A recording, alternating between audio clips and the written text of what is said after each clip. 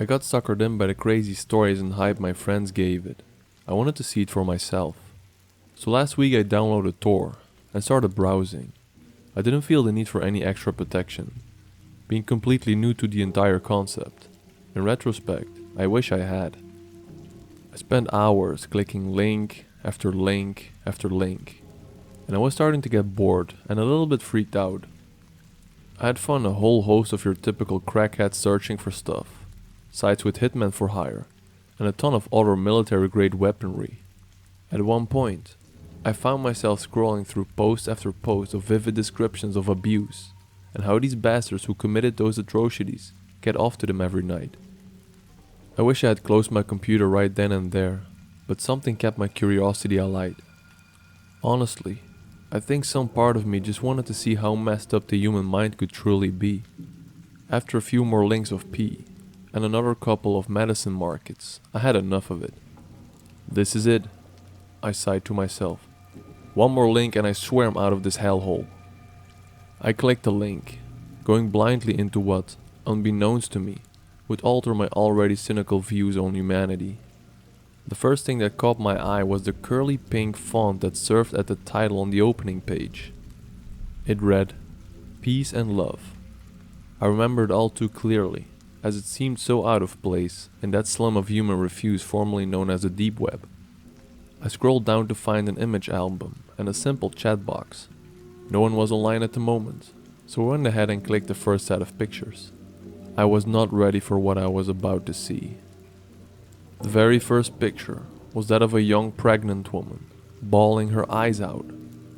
She looked scrawny and thin, with cuts and bruises marring her pale skin. She looked scared and malnourished, like she was begging for her life. I clicked to the next photograph and nearly vomited. The young woman from before now sat in a chair, facing the camera, her dead, dull eyes boring into mine. She was covered in blood, and her abdomen had been torn open.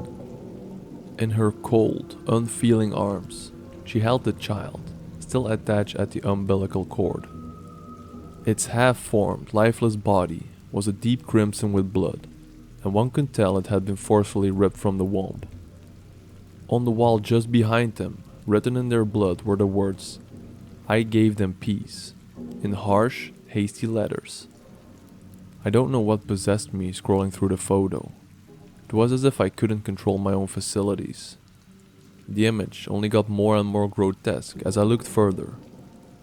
The following images seemed to be a time-lapse of the decomposition of the body. I watched them rot, sitting there together. I watched the face of the mother, which could have once been considered beautiful, wither and collapse in on itself as a fatted mound of flesh. By the end of the series of images, they were nothing but desiccated skeletons. I would have noped the hell out of there, had it not been for a message that popped on my screen. It was from that website chat. It read exactly as follows. "Hello there. Do you like what you see? Do you want more? Do you want to attain true peace?" I didn't know how to respond. I was rooted to my chair with fear. Then the sicko spoke again. "You don't have to be scared, Michael. I love you. I want to help you. Let me help you." I managed to type a simple question. "How in the name of hell do you know my name?" Almost immediately I got a response. "I know everything about you. You know you really shouldn't leave your curtains open like that. You get a draft, you see. I just want to help you. Please, just let me save you." My eyes flashed to the uncovered window behind me to the light of my webcam. My heart skipped a beat when I realized it was on. That sick bastard was watching me. I made a move to pull the plug on this sicko when another message popped up. "Don't try to shut me out. I'll bring you peace. I swear, Michael, it's the only real bliss in this world." That was the last message I got before I finally shut it off. Needless to say, I stayed off the internet for a long while after that. Just today I got back on, praying to God that it would have all blown over. Oh boy was I wrong. I logged into my email, only to find it spammed with emails from an account named "I'll show you peace." Each one had the same message. I want to save you. I want to love you. I want to bring you peace. In all caps letters. But that wasn't even the worst of it. Each and every message had a candid photo of me taken within the last week. I've tried to involve the police, but they haven't been much help. What do I do?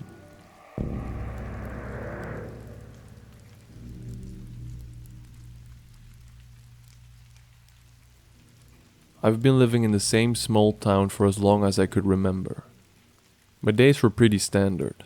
Work at the library, grab a coffee from the diner, and then home to watch TV with my cat. Everything changed when my best friend Felix introduced me to the dark web.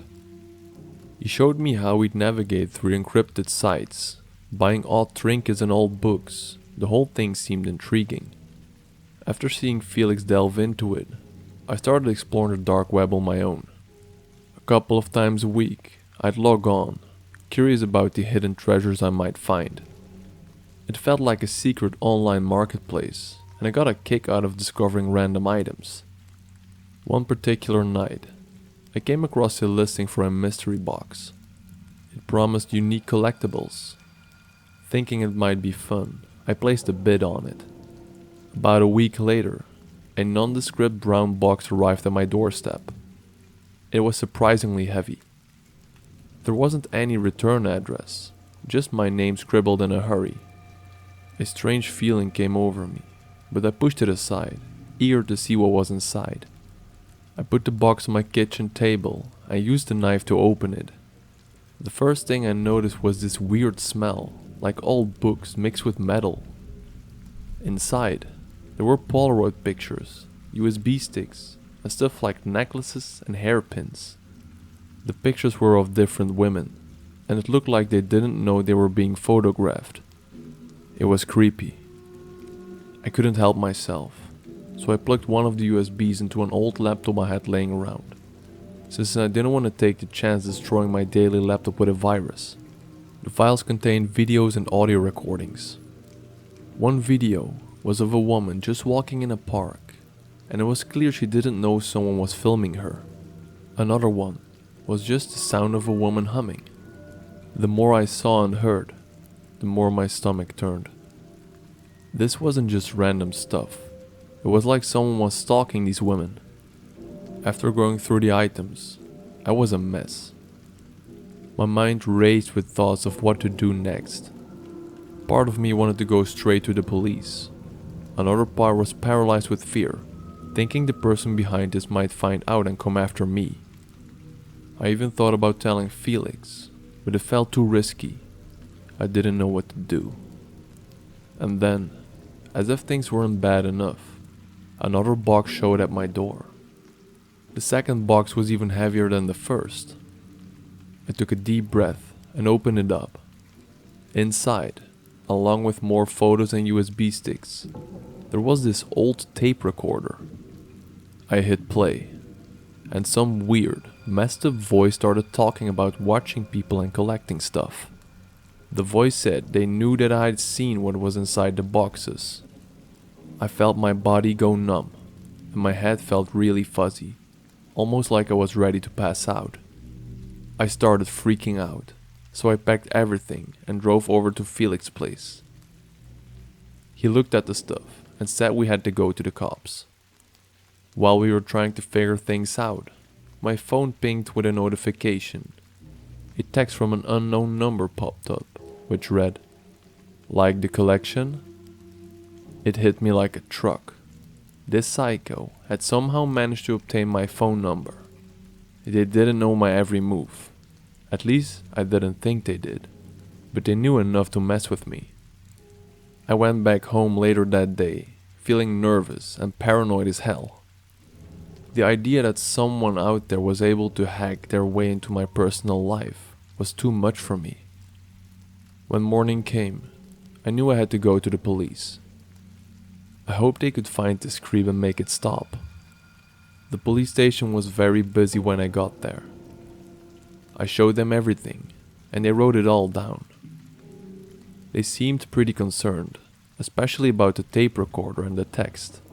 They mentioned they'd seen some messed up stuff from the dark web, but this was something else.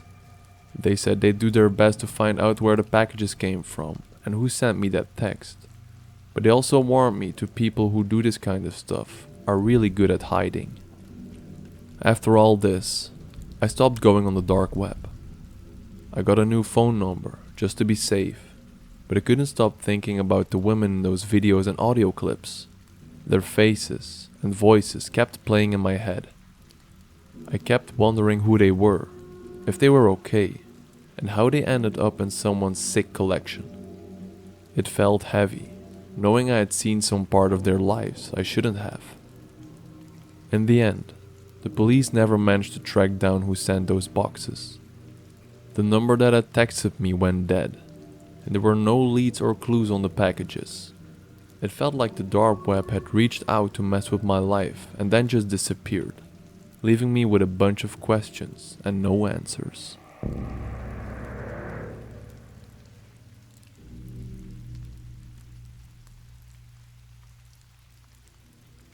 I grew up with parents who were reasonable, loving people, but who were also more than a little paranoid when it came to the internet. Anything that allowed anonymous communication in any form was banned, point blank, from the household. Even Club Penguin wasn't allowed because you could chat in that. Naturally, when I got my first laptop at 12, the first thing I did was trying to talk to other people online. I wasn't going in chat rooms or anything because my parents' warnings still resonated with me, but I wasn't avoiding contact either. I ended up making a DeviantArt account, where I didn't do much posting, as I lack artistic talent. In spite of this, however, I was contacted via private message by a guy who I'll call Joker, because his profile picture was of the Joker. That should have been a warning sign in and of itself, honestly. Joker started talking to me out of the blue. I think I'd commented on one of his pieces or something, and he reached out to me to thank me for my kind words. We started talking.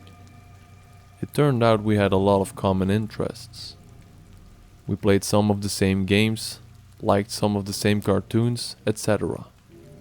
He seemed like a really, really nice guy. I think it was maybe a week or two in that the first uncomfortable thing happened, even if I didn't exactly think much of it at the time. The two of us shared a somewhat misanthropic view of the world, so there were a lot of dark joke passed back and forth between us. Sometime about a week after we first started messaging, he casually mentions thinking that the world would have been better off without him. I sent him a sad face and assured him that it wouldn't, as I quite liked talking to him. He didn't say anything more about it then, so I assumed that was it. It wasn't. Joker talked about suicide a lot. His talking about it quickly morphed from passing commentary to long, graphic rants about how much he hated himself and wanted to die and what method would be best for him to do so. I spent hours talking him down over chat, terrified that one day I wouldn't be able to do enough and he would actually do it. His messages started to get creepy in a different way. He started telling me how grateful he was to have me, how no one ever cared about him as much as I did, how important I was to him, how he couldn't live without me, how he would just die if he ever were to lose me. He was obsessed. One day, a couple of months in, my laptop breaks. It wasn't too bad, but it still took a couple of days before everything was back in order. I logged back into DeviantArt to find dozens of messages, all from Joker. They started off normal, but quickly became frantic after I didn't respond. The last message he had sent me was along the lines of, "I can't take this anymore," followed by a link to a picture image. The image was of a pair of slit wrists. The cuts were deep and fairly fresh looking too, with red inflamed edges and the beginnings of an ugly scabbing just beginning to settle over the top. I was horrified. I quickly messaged him back, terrified I just lost a friend, and he responded, "I thought I'd lost you," he said. "I thought you left me. I couldn't handle the pain without you. Don't ever do that to me again." I said I wouldn't, and he seemed relieved. He only got worse from then on. It reached a point where practically our every conversation consisted of him either professing his obsession with me, threatening suicide, or both. The stress was keeping me up at night. I was terrified that one day soon I'd open up the chat and see nothing. I was utterly convinced it was my job to keep this guy alive, and that I was failing miserably at it. Joker kept escalating, until one day, nearly a year in, he finally said something that frightened me so bad I had to leave. He started talking about how I was the last good person left on this miserable planet, and stuff like that. He waxed poetic about how much he wanted to kill himself, and said that he'd finally found a way to be truly happy. He said the only way he'd ever be able to find happiness was in killing himself and taking me with him.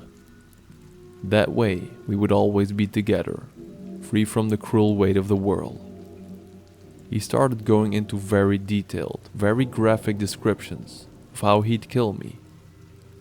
A lot of them involved carving out my heart, then clutching it to his chest and laying beside me as he took his own life too. I was terrified, enough so that I did what I should have done a long time ago and deleted my account. For years following that incident, I never spoke to anyone online. Even to this day, actually, there's still a lingering sense of dread when it comes to online interaction.